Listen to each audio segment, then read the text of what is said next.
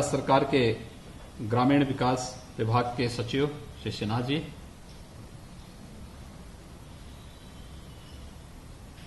उत्तर प्रदेश के कृषि उत्पादन आयुक्त श्री आलोक सिन्हा जी,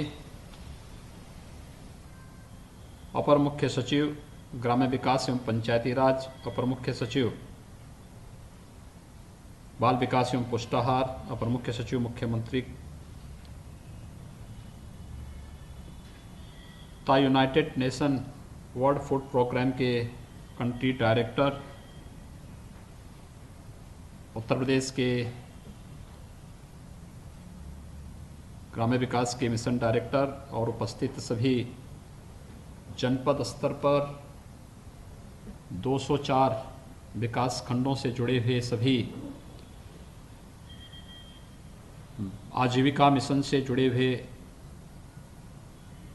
सभी संस्थाओं के अध्यक्षगण, हमारे प्रशासनिक अधिकारीगण, मुझे बहुत प्रसन्नता है कि आज उत्तर प्रदेश राज्य ग्रामीण आजीविका मिशन और United Nation World Food Programme के मध्य में एक MOU साइन हुआ है। यह सचमुच एक क्रांतिकारी कदम है और ऐतिहासिक क्षण भी है। यह हमारे लिए इसलिए भी महत्वपूर्ण है कि मात्र 204 विकास खंडों में अभी ये कार्यक्रम हम चलाएंगे और एक वर्ष में 1200 करोड़ रुपए की एक बड़ी पूंजी इन लोगों के बीच में आएगी, जिसके माध्यम से पोषाहार का वितरण इनको ग्रामीण क्षेत्र के इन 204 विकास खंडों तक, जरूरतमंद महिलाओं तक और बच्चों तक पहुंचाना है। यानी एक वर्ष में 1200 करोड़ और अब तक 25 वर्षों में मात्र 600 करोड़ रुपए ही इनको मिल पाया था।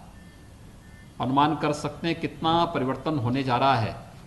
ये व्यापक क्रांतिकारी परिवर्तन प्रधानमंत्री जी के विजन का परिणाम है और उस विजन को एक मिशन के रूप में लेकर के हम लोग व्यापक परिवर्तन कर सकते हैं। अक्सर हम लोग बाल विकास और पुष्टाहार के कार्यक्रम में तमाम प्रकार की शिकायतें सुनते रहे हैं, लेकिन यह कार्यक्रम हम लोगों को, ये MOU इस बात क्या साबित करता है कि शासन की योजना को जरूरतमंदों तक पूरे पारदर्शी तरीके से पहुंचाने के लिए महिला स्वयंसेवी समूह की बहुत अच्छी भूमिका हो सकती है। इन महिला स्वयंसेवी समूह की भूमिका का महत्वपूर्ण कार्य हम लोगों ने इससे पहले भी देखा। मैंने 5 समूहों के साथ अभी बातचीत की है और आप लोगों ने भी देखा होगा कि कैसे उन्होंने कार्य किया है।